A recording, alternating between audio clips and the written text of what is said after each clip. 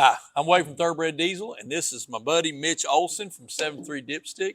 And Mitch came down today to visit us here at Thoroughbred, and he is the owner and founder, COO, CFO, CEO of 73dipstick.com.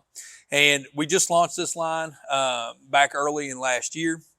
And it's been a great seller for us because it is one of the biggest oil leaks that you have on the 7.3. So this was just a better mousetrap. I'll let Mitch kind of talk into it, but I thought it's funny. We were just talking before we went on camera here about how Mitch kind of got into this, and he actually came up with this. This is such a bad problem with the 7.3s that Mitch really didn't even own a 7.3, and he designed this. So I'm gonna let him kind of give you a backstory on it. I was a mechanic for 30 years. I had my own shop, my own business, and primarily I did mobile repairs.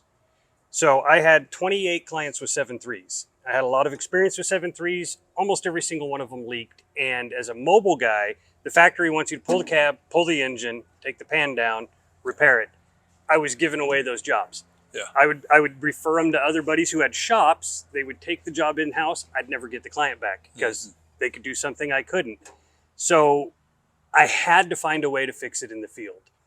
By then I had a shop and I had a 7.3 come in. The guy wasn't going to pay the fee, $4,000, whatever it was, to drop the oil pan. And he asked me if I would put in a different kit that he had found online. And I personally wasn't comfortable with it. That kit requires a piece of metal abandoned in the bottom of your oil pan. Right. And realistically, it's a very, very small, minuscule chance that will ever cause a problem. But there's a chance. I'm the kind of guy that has the luck.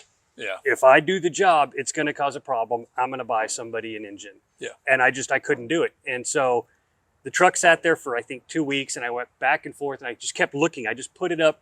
Like literally to go to the bathroom, I had to walk under the truck and look at that oil pan every day, all day long. And took quite a while.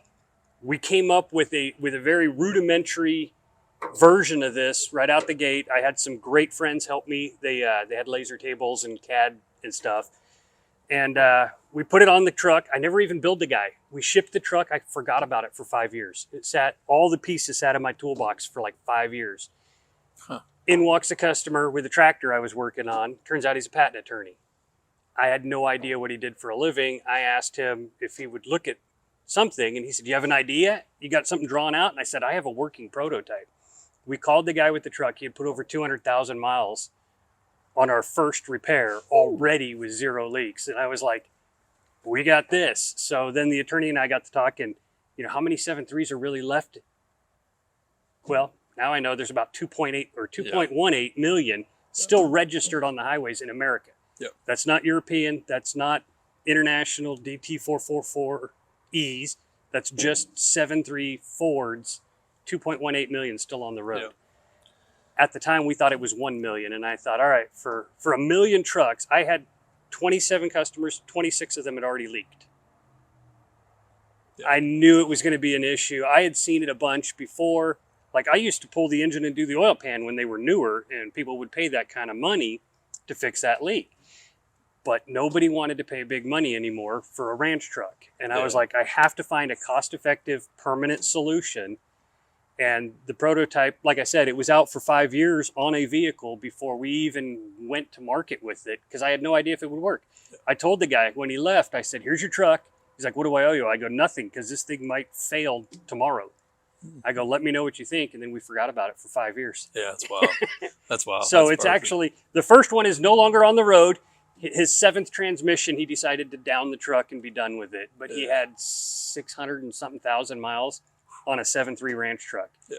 But that was around 2014, 2015. So that's how long the first one ran, over 400,000 miles. Yeah.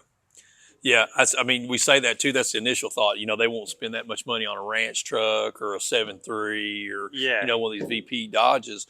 But, you say, well, you won't spend $2,000, but they'll spend $2,000 all day long to keep from having to spend $100,000 on a brand new truck, especially in today's world. Well, and that part of the market changed from when I first developed this to where we are today. That was all pre-COVID, and people were spending money and they were buying new trucks. They were parking the 7.3s or giving them to their grandkids or their kids. And now the market has changed and people are like, wait a minute, we don't have to deal with def tanks. We don't have to deal with EGRs. We don't have to deal with all this stuff. And the old 5.9s and the 7.3s have made a comeback. Yeah. And I think that's why there's still so many of them registered. Yeah, people love them. It's just like, so Mitch and his son Gavin are with us today. They drive a 7.3, just a kind of a minibus van, and it's got a ton of miles on it, and that's fun. Like every time you talk about it, I see you start smiling, we're all joking about it. And that's the way other people are with these older vehicles. They enjoy it. They want to see just how far they can make them go. Right. You know, and that's kind of what we're doing with ours. We bought it with 325, and we're traveling the country to see our dealers and hang out with good people, and we're doing it all in a 7.3.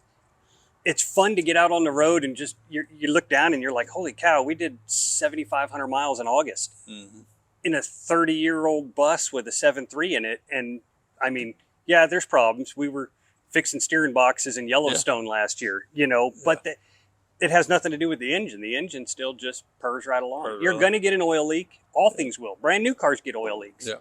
You know, so you can't look at the maintenance of your engine as a deterring factor. You know, these things are 30 years old. Yep. Something's going to need maintenance. And thankfully now there's a cost-effective way and a time-efficient way. This thing, the longest part of this job is cleaning everything off the pan so you have a clean surface to work with. I mean, when they leak, they're a mess. Yeah. So let's talk about kind of what comes in the kit real quick, and then I'll let Mitch kind of go into, he's got a couple different displays over here. This has got, on this side, this is the stock 7.3 dipstick adapter. That one's the installed version of my kit. Sorry. I was backwards. My bad. Sorry. This is the original one. Okay. So we'll talk about how that fails, talk about Mitch's kit, and then we're going to show you one on a pan and a couple of things. Hey, we got a big surprise here at Thoroughbred. We're going to be talking about the second SKU coming out in the 7.3 dipstick lineup. A little sneak peek for you guys. So inside the kit, you've got the actual nut that actually threads to the stock Ford insert.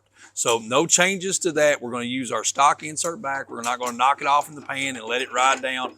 This is a machine nut that they have done at 7.3 dipstick that fits onto the stock insert just like so. Man, I'm upside down. Then you've got a washer that comes with this. This is laser cut, as well as I'm going to call it proprietary, but a one-of-a-kind sealing washer that goes behind this. But this is all functional to Permatex at the oil pan, which comes with this, and then it comes with an O-ring for your actual dipstick.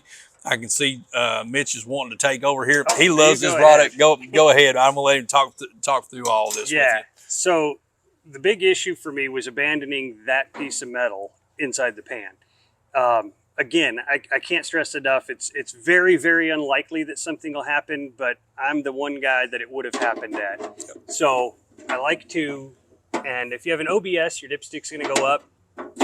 If you have a Super Duty or a bus, it's going to go this way, or a van. So the big thing with the kit is Permatex, and I like the Ultra Black, and trust me, I pay for these. I have no, they didn't tell me to use it. I used it because I was a mechanic for 30 years, and this is what I would use on diesel oil stuff. The Ford TA31 is a better sealant, but if this ever, for whatever reason, leaks and you have to readdress it, the TA31, you need a grinder to get it off. Yeah.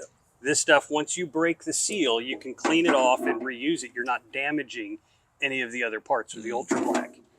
So once you remove the factory nut, and here, we'll go ahead and we'll pop this thing into the play here. Rudimentary, very rough, but we are working on an actual holding tool for the dipstick. This has been the hardest part since this came out. First time anybody's gonna see it live is here with Wade and you guys today. But if you use a brass brush, which we are working on one that will be hopefully for sale soon, it will hold very well. And that way you can drop this in and remove the deformed O-ring that is attached. It will hang and you can reach through the pan and get that out of the way. That just prevents, again, stuff you don't need loose in your oil pan from being loose in your oil pan. Yeah. Clean everything up spotless. You got to scrub it. This one's dirty because it's our demo pan. But once you get this back in position where you want it to be, light pressure will hold it there for video purposes, and the fact that I'm not on a lift, I'm going to hold it from the back. You apply the silicone directly to the pan at the threads all the way around with a good bead. This one here, we have our white one. It stands out better on the pan for demonstration purposes. You will put the rubber gasket over that silicone. Now the gasket is not the seal. The Permatex is the seal. All rubber will eventually swell when it comes in contact with the oil. We'll go into that later. But the gasket's job is to make sure that the sealant is within the working limits that they specify so that it will cure all the way and actually seal the oil leak. Then we have a stainless steel laser cut washer that applies even pressure all the way down into the notches. That way you're not getting that large gap of Permatex down there. And then the nut, which is always difficult to get started. And once you tighten that down, what you want to see, we can show you on our display here, you want to make sure that you see the silicone squeezed out. That means that the silicone has done its job and sealed all those gaps, but not been left so large that it'll fail. Silicone is not made for pressure. It's got to be thin. So once that is done, theoretically, you should let it cure for 24 hours. Yeah. That's what Permatex says. That's your best chance at having a complete leak-free install. I have driven them within an hour of putting the kit on and not had a problem because of the tiny, tiny tolerances that the kit is designed to create inside there. So it makes it really difficult for the oil to get to it and wash it away. But if you can let it sit 24 hours, let it harden up, let it do its job. Like I said, the original one went another 400,000 miles before he got rid of the truck. Yeah. And I don't know, somebody may have pulled that engine and used it for something else. He sold it to a scrapyard because he got tired of putting transmissions in it. Yeah. Yeah. So this is what we were talking about on the internal part that nobody ever really gets to see because nobody wants to take the pan off. That O-ring has actually deformed the internal adapter, and that is from its swelling. This is what they look like new. That is how much they swell just from contact with oil. That's wild. And the back side of this adapter has a groove cut in it for that O-ring, and therefore the back of it is so thin. I believe it's like 12 thousandths of an inch thick of metal, and the pressure of that O-ring will just curl the metal right off. So you can, in a pinch, a lot of people have done it, try to just shove an O-ring in there and tighten it up, and you can slow the leak down. You can even stop it temporarily, but that O-ring is going to swell again and do more damage to the internal part inside your engine. Whole thing over again. And then at some point, if you continue to do that, you're going to be looking at pulling the pan to replace the whole adapter because it'll be so destroyed, no kit's going to hold it together. Yeah. So, and I guess if you get in there and somebody's been there before you, they've torqued on this, they've deformed the pan, we're not going to be able to use this kit. We're going to have to drop a pan, go with the new pan, or what's thoughts there? The pan really is not flat anyways. Yeah. If you've torqued on it a lot, you really can't deform the pan much more than that gasket will allow. Okay. So the silicone will still be within working limits under the gasket at some point up against that pan.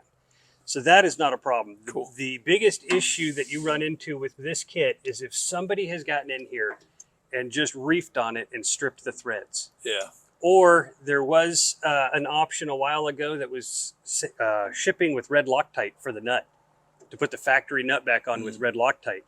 If they did that and that one failed and you pull it off, the red Loctite will eat the threads off of it because it's pop metal. Okay. Another misconception people always say is if you abandon it in your pan, stick a magnet to the pan and it won't go nowhere. It's not magnetic. Yeah. It's pop metal. It is not magnetic. So a magnet will not help you as far as having that thing moving around in the pan. But yeah, so unless the threads on the part that's inside the pan are messed up, this kit should do it. If the pan is so deformed it can't, you're probably running into the rods inside anyways. Yeah. Okay. I see what you're saying. Or the rods have Yeah. pushed it from the inside out. There's really not a lot of room in here.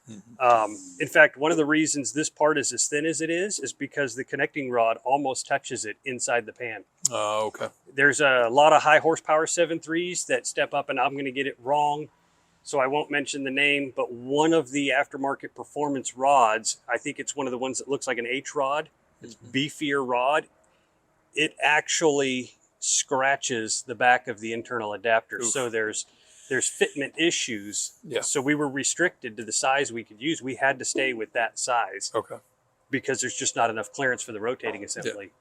So there's a good chance you go in there, you're going to be, I mean, this kit's going to do exactly what it says it does. You're not going to have to drop the pan to make a fix on this. Right. I have several clients. One is a shop owner. He does a lot of them.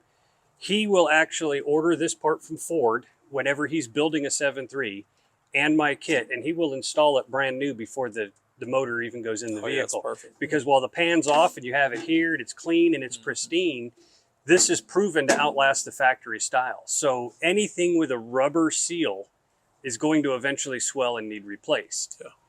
And if you eliminate that rubber to oil contact using the silicone and the proprietary gaskets, you eliminate the risk of ever having to go back in it. It's a one and done cure. Cool. Awesome. Because it's, I don't know how else to put it. You just eliminate the oil to rubber contact, Yep. and then you don't ever have a problem. So it can be done brand new or on the side of the highway. Yep, it's all functional too.